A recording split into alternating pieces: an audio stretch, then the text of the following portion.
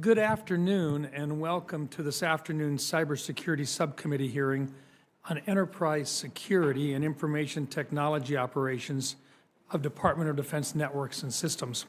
I want to begin by thanking our witnesses for appearing today before this subcommittee. Your testimony arrives at an inflection point for how the Department of Defense fights, decides, and wins. This hearing is fundamentally about warfighting. The digital backbone of the Department of Defense is no longer a support function. It is a weapon system. Our tanks, ships, aircraft, and ground forces depend on connected, resilient, and secure networks to operate at the speed and precision across vast distances. Sensors all over the world will connect to shooters across the theater in a vast kill web that must operate faster and more efficiently than our enemy's systems. This is especially true for future conflicts as we continue fielding software-intensive systems designed for decision advantage and speed of action. While quantity may have a quality all of its own, the ability to optimize our targeting and orient, decide, and act more quickly than the enemy will likely decide the outcome of the next major war. The Department's cultural shifts towards recognizing networks and information technology infrastructure as a warfighting platform is one I agree with. Yet I realize there is still a long way to go. Software can be developed and deployed in minutes, hours, or days. The bureaucratic processes governing how we acquire, certify, and field it does not match that timeline, at least not yet. This reality is no longer merely an inconvenience, it is a strategic liability. We have talked long enough about solving these problems. This subcommittee wants to see them resolved. Compounding the urgency is the condition of the infrastructure itself. Defense information technology budgets have long served as the bill payer, absorbing cuts to fund near-term priorities. The result is a technical debt problem of historic proportions in both hardware and software. Our adversaries are not blind to this. Not surprisingly, they are taking advantage of this blunder. Every day we delay modernizing is a day we strengthen their hand in the cyber domain. As we modernize, speed without security is not an improvement. We must be disciplined about not punting today's problems to the future. That means patching what we have while building with foundational security baked in. This cannot be a government-only endeavor. The private sector can move with speed and provide capabilities the department cannot match. But partnership only works when our processes and requirements are transparent and consistent. We owe our industry partners clarity, and we owe our warfighters results. We must ask what kind of compute capacity, network resiliency, and data infrastructure our warfighters require. Not just today, but as artificial intelligence is deployed at a scale across the force. If we cannot answer that question with specificity, we cannot build toward it. Today, this subcommittee looks forward to hearing from both of you on where the department stands in addressing these efforts. We want to understand how bureaucratic barriers are being dismantled and how our processes are being made more welcoming to industry partners. It is especially important for us to hear whether our networks have the capacity, resilience, and performance our military requires for modern warfare against a capable adversary. Thank you again, and now I would like to recognize the ranking member for her remarks. Senator Rosen. Well, thank you, Chairman Rounds. Ms. Davies, General Stanton, appreciate you being here. I want to welcome you. And Ms. Davies, congratulations on your recent confirmation and assumption of duties. And so, Ms. Davies, as you get settled into this position, we'd like to hear more about your priorities, get some of the ideas of where you're going to be placing emphasis on funding from FY26 appropriations, on any reconciliation funding you may have received as well. And so without discussing specifics, it would also be helpful to know where we might see significant budget swings for programs so we're not surprised when the FY27 President's budget request is released.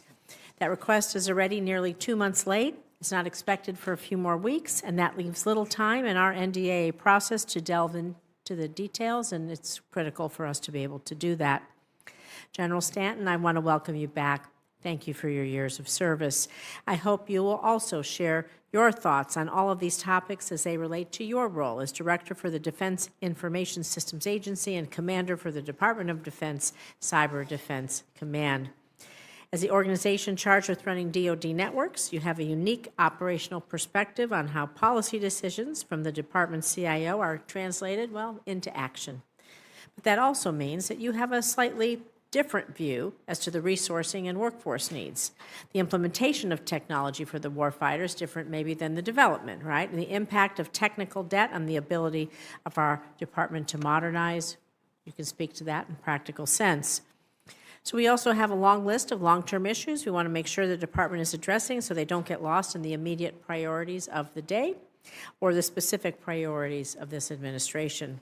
For example, implementation of the Cybersecurity Maturity Model Certification process, improving the authority to operate process for software to be placed on the DoD networks, and addressing the backlog of technical debt in our IT programs to make sure our networks are more modern, more resilient, and of course, more secure. These are just a few of the areas where I think we have common cause and desire to work together to improve the department for the long term. We want to work collaboratively, with you on these issues. However, the department has not been particularly timely or forthcoming on information. So for us to conduct our statutory obligation to oversee the Department of Defense requires us to have open and honest conversations. There's definitely a trust deficit right now, but I think it's fixable if the department can be more responsive to the requests of this committee and to our members. So I hope we can use this hearing, both open and closed, to help us get started on the right foot. And with that, I'm going to turn it back over to Chairman Rounds. Thank you. Thank you, Senator Rosen.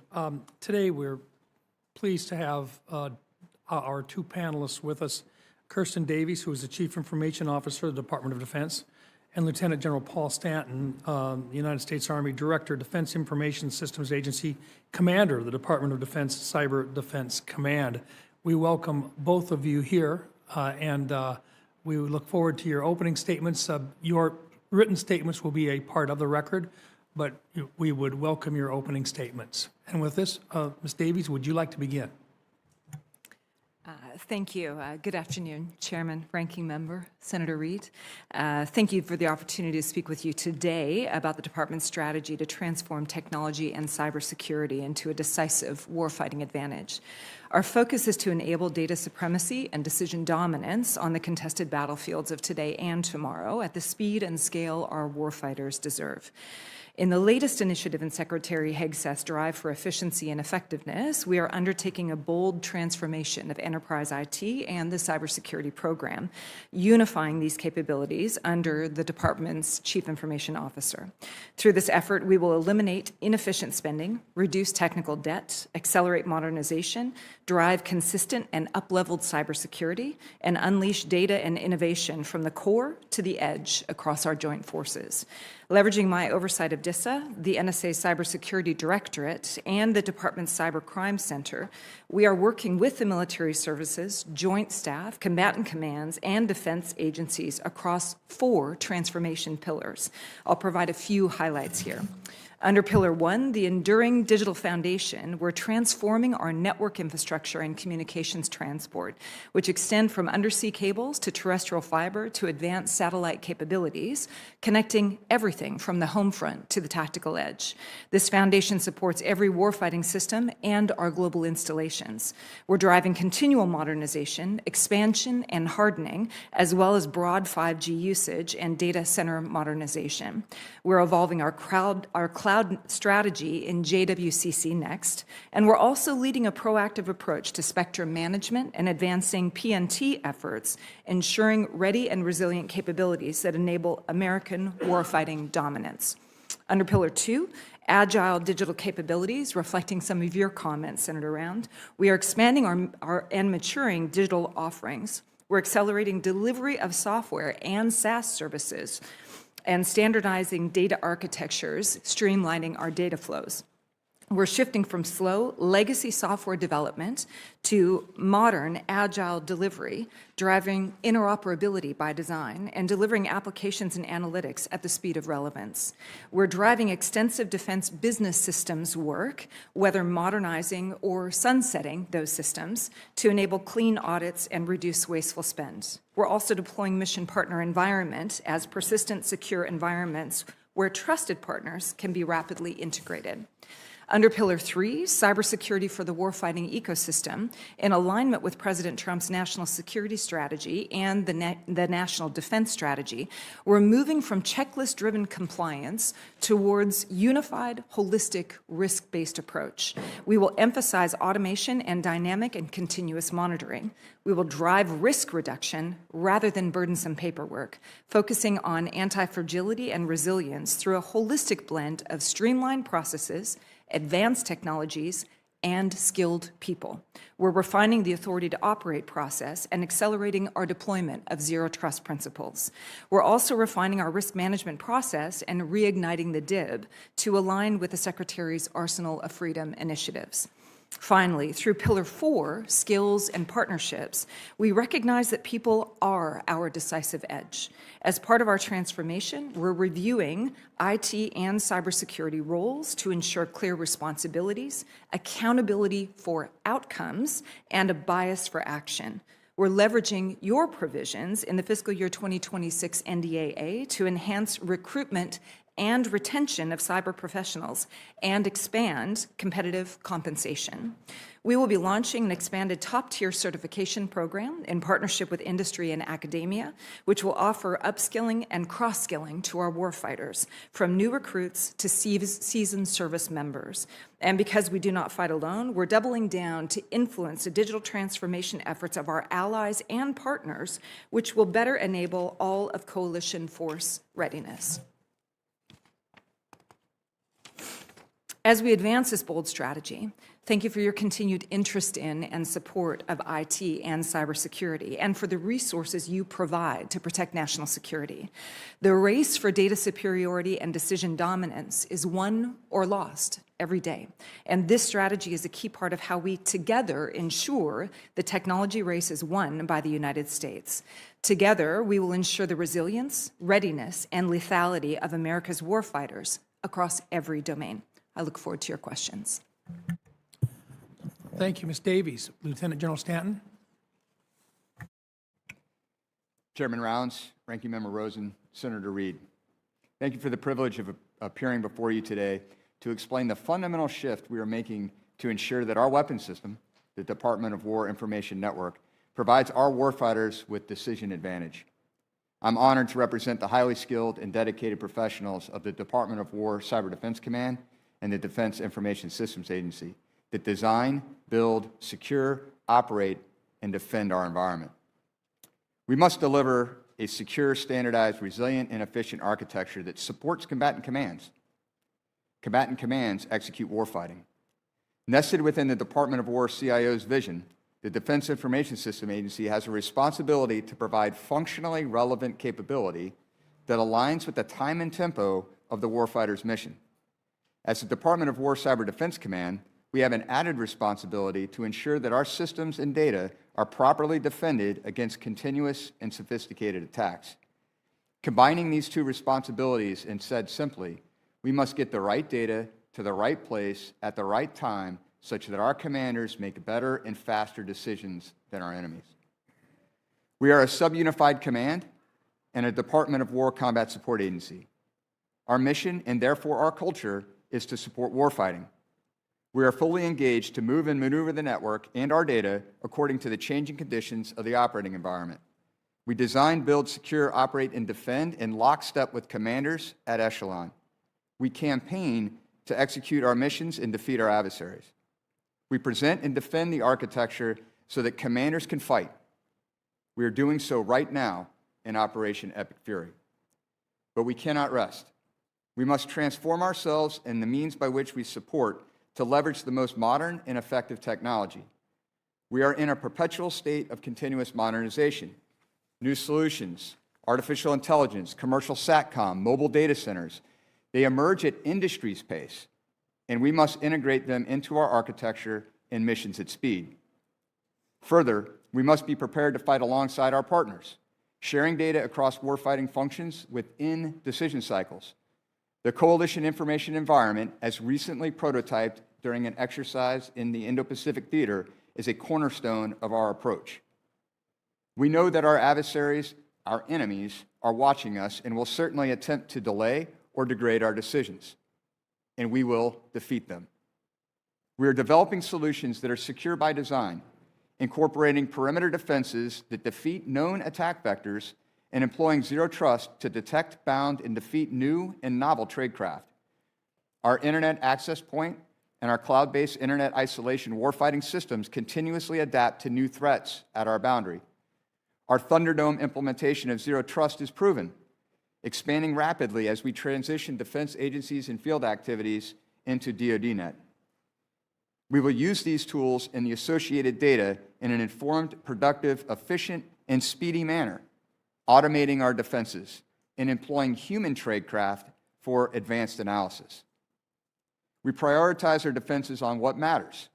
In order to preserve decision space for commanders, we must defend the critical systems upon which they are dependent. Our approach employs a mission thread defense that we nest and plan amongst commanders and their staffs for synchronization. We align our cyber defenses to how their systems employ and move data, ensuring that they have confidence in the data upon which they make their decisions. Our defenses and our strategic goals require optimization. We have to see ourselves holistically. We have made and continue to make significant progress in sensing, logging, aggregating, and analyzing our data accordingly. Our data analytics support cell is employing our common data analytics platform to continuously run queries and analytics that optimize performance and support defensive operations. CDAP feeds into U.S. Cybercom's joint cyber warfighting architecture for enrichment with classified intelligence and coordination with offensive cyber forces for speed and lethality. Key to our success is the innovation, talent, and motivation of our workforce. Readiness is a requirement. A trained and ready force has confidence to act with disciplined initiative. Demonstrated confidence leads to trust to make decisions at speed. When we combine our transformational architecture with a talented and trained workforce, we are postured to meet our requirements. This is an imperative. The effectiveness of the DOIN is inextricably linked to our missions and our nation's defense. With the continued support of the committee, we will preserve a decisive advantage. We look forward to your questions. Thank you. Thank you, General Stanton. Normally, we would begin with 5-minute rounds, and I would start. Senator Rosen, the ranking member, would be second, and then we'd move back and forth. But we also have the ranking member here, and if you would like to, no? Okay, regular order it is. Order from the ranking member. Very, very good. Well, then I will begin. Ms. Davies and General Stanton, the ability of our warfighters to operate in a contested or a degraded environment is directly tied to how resilient and modern those networks are. Where does the department stand on network modernization, and are our warfighters confident they can operate if those networks are attacked or denied? Ms. Davies? Thank you, Senator Round, for that great question. I'll allow General Stanton to get into a few of the details, but as I reflected on Pillar 1 of our transformation strategy, this is active work that we are doing right now that DISA has been conducting for quite some time under General Stanton's leadership and previous leadership as well. This is a key area of focus for us. Our forces are globally located. Our joint forces are globally located. We are currently, obviously, in a mission right now with partner forces as well. And the resiliency and the efficacy of the traffic of our network is quite critical to that. It's a key focus area for us, Senator. General Stanton. Senator, thank you for the question. And with great support from Congress, we have an initiative that we reference as DISN Security and Resiliency, so the Defense Information System Network, where we focus on undersea cables, increased bandwidth for terrestrial fiber, multimodal satellite communications capabilities, what we refer to as an agnostic peering gateway that allows us to communicate over military SATCOM waveforms, but also via commercial SATCOM capabilities. As our forces move into theater, as they currently reside in theater, we have a primary, alternate, contingency, and emergency plans put into place. We're never single-threaded on any capability as we enter into the fight, such that if we suffer degradation, we have fallback capabilities. We're seeing that in spades currently, operating across terrestrial, space-based, and undersea capabilities. So recognizing that we're in an unclassed environment, we'll go into a classified environment when this meeting is done. Specifically, I think what you're indicating is there's a couple of different areas where we may have some challenging communications problems. You mentioned undersea cables. You mentioned space-based assets and so forth. Are those perhaps the most challenging that we're going to face that we can talk about in this environment today? Well, Senator, I think that it's the combination and the fact that as our warfighting formations are outfitted with capability, we never isolate down to a single mode of transport. We ensure that we have the ability to route terrestrially. We hit to peering points such that we can leverage undersea cables. We're never bounded by a single undersea cable. We always have a plan to route around or have an alternate path. And then the proliferation of space-based assets, specifically in the commercial world, is really game-changing technology to give us leap-over capability if and when we do suffer a degradation. It's an interesting lead-in on it then for us to talk a little bit about the reason why we no longer talk about a kill chain. We talk about a kill web, and that is because we have multiple avenues to move from a spotting system back into where you actually have the ability to trigger a weapon. So multiple ways to get the communications from point A to point B, not simply one line. Fair way of looking at it? Precisely, yes, sir. Ms. Davies, many smaller defense industrial-based companies lack the internal security capability to defend themselves against a sophisticated state actor. What is the department doing to reach that tier of the industrial base? And is voluntary participation in government support programs getting us there? Senator Rounds, this is a key focus area for me as well. I think we have focused largely on confidentiality of data in the past. I know that there has been some burdensome requirements that have been placed on large and small businesses alike. In the new transformation, one of our key pillars is going to be working directly with the defense industrial base. Their resiliency is our resiliency. Their security is our security. But it needs to make sense. We've heard Secretary Hegseth talk about reducing the burdens to entrants, allowing entrants, new entrants for smaller companies as well. This is a key focus area for us, whether it's providing guidance, providing principles for them to follow, it's coming alongside them and partnering them, but it's also tailoring these requirements so that they are effective for the arsenal of freedom that we are driving. Thank you. My time has expired. Ranking Member Rosen. Oh, thank you. Chairman Rounds, I'm going to just say something and I'll ask for more details in the classified briefing.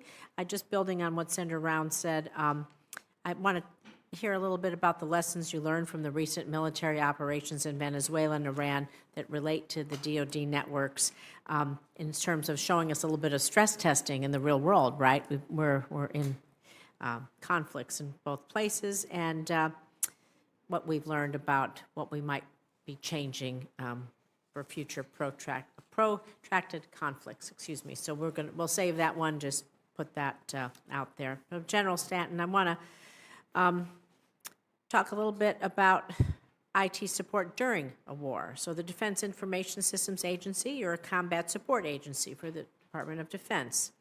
So I'm hoping that you can explain for all of us what that means practically, given our current posture in the Middle East. What does your agency do during wartime that could be different than what it does during peacetime, if you would elaborate on that? Yes, ma'am, absolutely. Thank you for the question. So we are at war, and we're executing Operation Epic Fury currently, which means that every day inside of our operations center, the Defense Information Systems Agency and Cyber Defense Command get together to ascertain what has transpired in the context of the network. What assets are still up and running? What assets need to be resolved? How do we route around problems? How do we dynamically solve problems with emergent technology and do so rapidly? From a DISA perspective, a lot has to do with network transport. And so where are the terminals located? How do we get them to the right spot? Do we need to lease a new circuit on the fly in order to ensure that critical data gets from point A to point B? These problems present themselves in real time. And inside of our Ops Center, we are dynamically solving and developing resolution. Thank you. I'm going to move on to you, Ms. Davies, because we want to talk a little bit about the Joint Warfighting Cloud Contract. And the Joint Warfighting, it's a mouthful. The Joint Warfighting Cloud Contract, do not try to say that quickly. We'll just say the JWCC, is a little bit easier, is reaching a point soon where it's going to be need to be recompeted, and there'll be a need to be a replacement contract. And so what lessons has DoD learned from the JWCC that we might see next in an updated JWCC? And how do you see AI impacting your decisions? Thank you for the question. It is a mouthful, isn't it? It is, yes.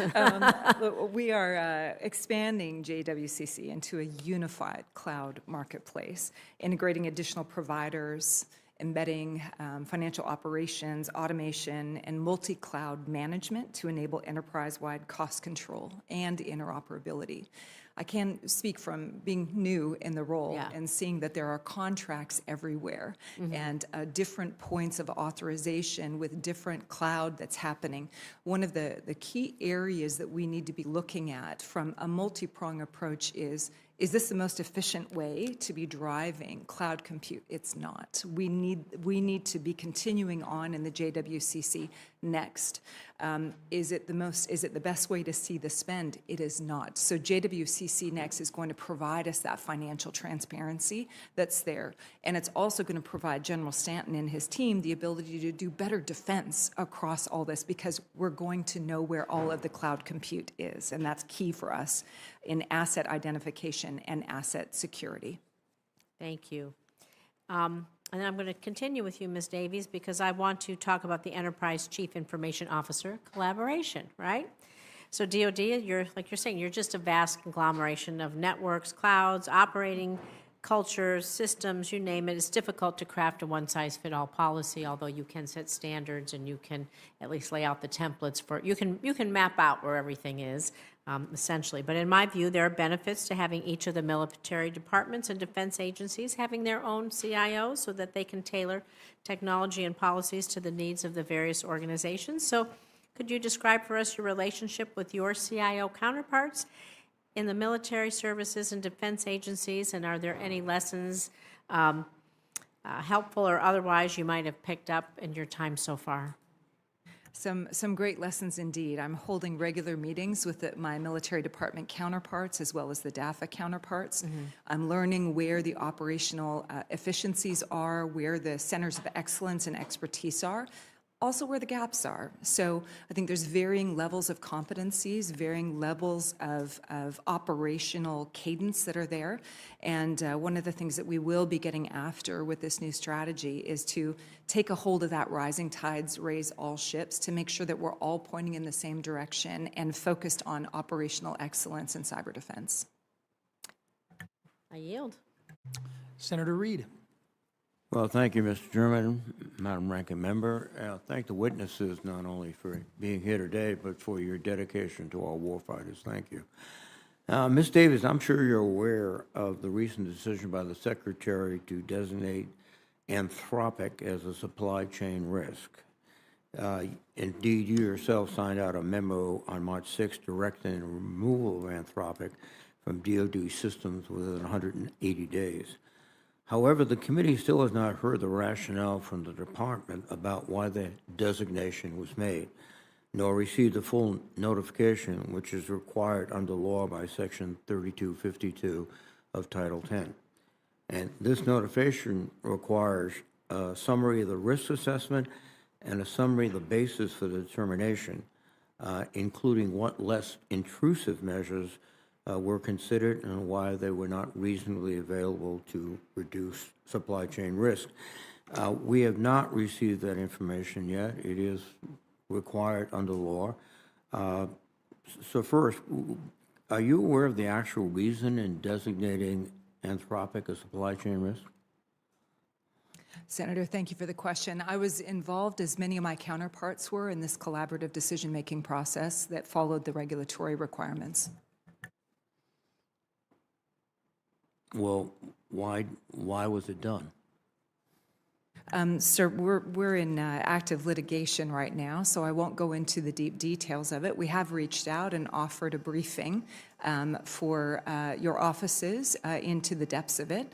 I will say that there are some, the filing in the California court is available. We have made that available, but it was only available to us this morning, so we did provide that over with the risk analysis that was a part of it. It's just interesting that you would file required documentations with a California court before complying with the law and filing it and sending it to us. I don't believe it's been sent to us officially or unofficially. Why haven't you, the department, complied with the law? Senator, I'm aware that our colleagues in legislative affairs have followed the regulation of what they were supposed to provide. I do know that we followed all of the steps of the regulatory requirement of the Title 10 3252.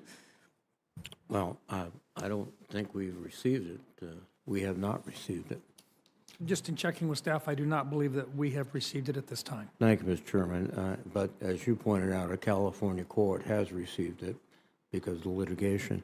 Let me just, one additional question is, are you aware of any estimates that were made as to the potential cost impact on DoD users for removing and replacing Anthropic from DoD systems, or the cost to replace Anthropic with another large language model? Senator, I'm aware of the risk analysis that was conducted as a part of that, and I'm aware that we have also constructed our data architectures to be able to be interoperable with a variety of different AI capabilities. And so the deep assessment of replacement of that, I'm unfamiliar with right here. I can take that away as an action for you. It would be appreciated because the idea of the scale and the magnitude of the disruption would be helpful. Further, it's my understanding that Anthropic's Claude system is being used today in Iran in our military operations. Is that true? Without going into the details in this forum, Senator, the use of the system is active right now. This is also why we provided for a measure of time we felt was reasonable, as well as an exception process for removal of the Anthropic systems. It just seems odd that you would continue to use a system which you determined to be a supply chain risk. Does that strike you as odd? Senator, at no time in any way will we interfere with the success, the lethality, and the resilience of our warfighters. And for that reason, we've provided what we feel is a reasonable amount of time for those systems to be replaced. I can also say that according to, with President Trump's great leadership, we have a number of technology companies that have come to the table wanting to do business with us as the Department of War and across the U.S. government. So we know that we've architected this appropriately in order to use competitive advantage as well. Thank you very much, Ms. Davis. General, thank you. Thank you, Senator Reed. Let me just follow up on that for just briefly here. My understanding is that there has been a 180-day notification with regard to Anthropic.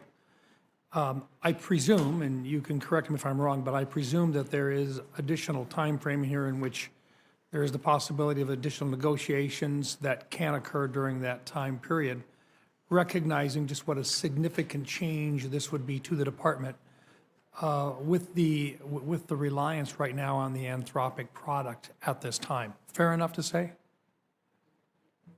I'm not sure what part of the question to answer first, Senator Rounds. Let me try to unpack that for you. We have architected our data in so much as we can deploy multiple types of AI across our data. That's something that the General Stanton and the DISA colleagues have been very careful about, number one. Number two, we have provided what we feel is an appropriate amount of time to remove the Anthropic systems in accordance with the designation by the Secretary of the Supply Chain Risk designation in and of itself. Does that answer your question? Yeah, sir? except that I think the other entities that we are looking at, many of them have also indicated that they have Anthropic within their systems as well. And what I'm looking for is the possibility that as this discussion goes on in a business-like manner, and I'm assuming it will be done in a business-like manner, that there are opportunities for additional negotiations to continue to occur. Senator, I will defer that to my colleagues in the legal department who are undergoing that active litigation right now, and we will certainly bring a report back to you. That's fair. Thank you. And I do think it'd be fair to say that I think the committee as a whole, and I can't speak for the chairman, but at least with regard to the subcommittee, this is something that we have a real interest in, and we will want to get in a classified setting, probably deeper into the details at some point when you're prepared to share that with us, with the appropriate personnel. Senator, we'll take that for action. Absolutely. Thank you. Thank you. Let me go on a little bit here. I'm just curious, General Stanton, one item that we've talked about is deterrence. And as we will use our offensive capabilities, one of the reasons why you use offensive capabilities is to deter future attacks and to let people know that we know who they are, we know where they are, and we do have access to some very exquisite capabilities to stop them from actually using kinetic activities or kinetic systems. Can you talk a little bit in this open session, just so that the American public will understand just kind of some of the things that we have the ability to do now that we've actually utilized some of them and the bad guys know that what we can do? Can you talk just briefly about that, just to share with the American public what their taxpayer dollars are buying? Yes, Senator, and I look forward to having a more robust conversation in a classified setting. I understand, but the public can't see that, and like I said, I don't want to do any damage to our ability to do it in the future, but I think it's fair for deterrence sake to maybe talk a little bit about what our capabilities are, if that is acceptable. Yes, Senator. So I think I would address it in two principal ways. The first is there's a deterrent effect associated with cost imposition. If you make it really hard for the enemy to attempt to achieve the effects that the enemy intends, then it is a cost imposition. The enemy has to spend more money, more time, develop more resources, and apply it in ways that the enemy may not have been prepared. That's a cost imposition. In addition, we have offensive cyber capabilities. We have offensive cyber capabilities that can respond at speed to evidence of adversarial activity beyond the bounds of our U.S. networks. So when we see operations in foreign space as actioned by our cyberspace foreign adversaries, we have the capabilities to deny them those resources. Fair to say we can deny them the ability to communicate in some cases. Yes, Senator. Fair to say that we can sometimes make it so they can't see what they want to see on their systems. Yes, Senator. To know what's going on in their part of the world. Fair to say that we can make them see things that maybe aren't even there today. So the ability to deny access to systems, the ability to manipulate data, to get inside the decision cycle of the adversary are all the art of the possible in techniques developed in support of offensive cyber operations. All of which means that our young men and women are then safer when they go in harm's way, because we limit the adversary's ability to respond to our young men and women who are on the battlefront. Unequivocally. Yes, Thank Senator. you, sir. Thank you. Ranking Member Rosen. Thank you. I want to, in the classified, I'm going to ask a little bit more about how you've architected, it's a new verb, architected your data to feed into many different, I would assume, large language models or the like. I think that it's very interesting to me. But for this open session, I want to talk about the authority to operate process, because I'm encouraged by the department's continued support for improving security, cybersecurity, and supply chain risk management, of course, and you've made progress towards reforming and accelerating acquisition, testing, authorization of commercial software. But more, of course, can always be done to streamline the authority to operate, ATO, our single process into a single department-wide accreditation for secure software providers, streamlining the process. So can you talk about the status of your efforts to streamline that process, of what actions you're taking, and what plans your office may have to establish and encourage reciprocities for ATOs between individual service branches and department components? So pulling all that back up to the center. Ranking Member, a great question. The ATO process is part of the broader risk management framework, as you are very familiar with. Right now, we have a very static snapshot in time with regards to risk management, and that needs to be moved to a much more dynamic framework and process, which includes inheritance of assessments that are conducted somewhere else across the department on a piece of software. That inheritance can then travel to a new department that wants to leverage that piece of software, that inheritance of all the testing and the scalability and all of those types of things. The ATO process as a piece of that also needs a reform. We're finding that it's very difficult for people to actually grab that inheritance over. It's very difficult to understand the work of that risk management framework because it's broken, it's fragmented, and it's static. So what we're doing is we're looking to do a lot more automation across this, having dynamic repositories of this information and the testing in and of itself.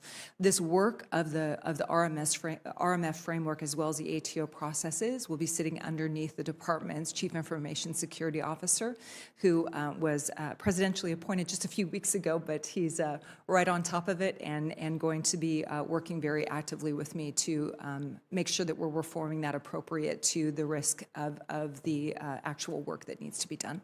Well, I understand what you're saying, how important it is to be more dynamic and sometimes less static, but I'm also well aware of the vulnerabilities at places when you are quickly dynamic without the proper audits and controls over that as well, because you never want to sacrifice speed. And I'm not saying static is always the way to go, but you have to be very careful about that dynamic architecture as well, because it can create vulnerabilities, because moving at the speed of light or sound or nanosecond, whatever you want, is has risk in there as well. So I hope that you're building in a good audit process, review of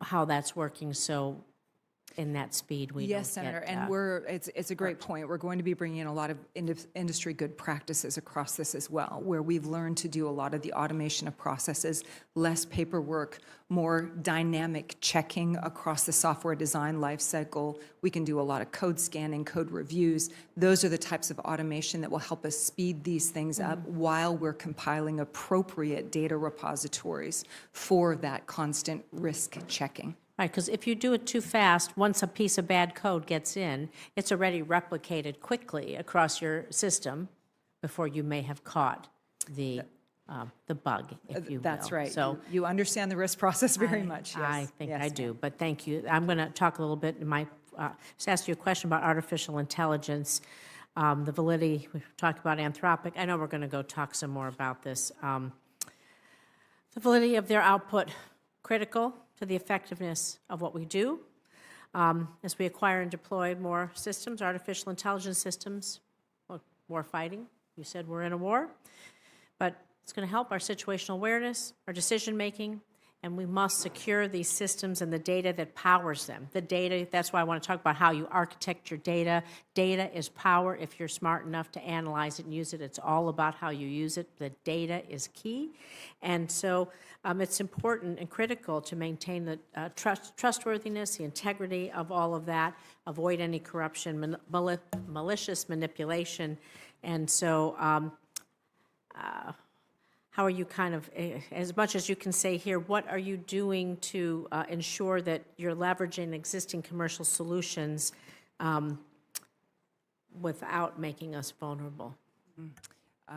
Thank you, Ranking Member. In July of 2025, my office published the DOW AI Cybersecurity Risk Management Tailoring Handbook. So we provided some great guidance across that. This is an ever-evolving framework or competency, I would say. We've been tackling this in the industry across the last, I'd say, 5 to 7 years, providing appropriate guardrails, ethics, security across this, looking at the weights of models as well as hallucinations to try to reduce all of these factors that are there. We're going to be continually evaluating this as we go through. We have provided strong guardrails. We're doing risk management assessing on a regular basis across this. And so we will continue to have conversations around this because it is an evolving category of software, if we want to call it that. Thank you. I think at this time, we will conclude the open portion of today's Cybersecurity Subcommittee hearing. As all of you know, we'll be reconvening here in a few minutes. We've got a vote at 3:15 that's scheduled, as a matter of fact, 3 of them, but it'll give us an opportunity to go make our first vote. We'd like to reconvene at 3:30 down in 217 in the SCIF for a classified portion of this. And then for the information of members who will not be joining us for the closed briefing, questions for the record will be due to the committee within 2 business days of the conclusion of the hearing. And with that, I want to thank you for this open session. We look forward to visiting with you again very shortly, beginning at 3:30 in the closed session in the SCIF. And with that, this subcommittee meeting is adjourned.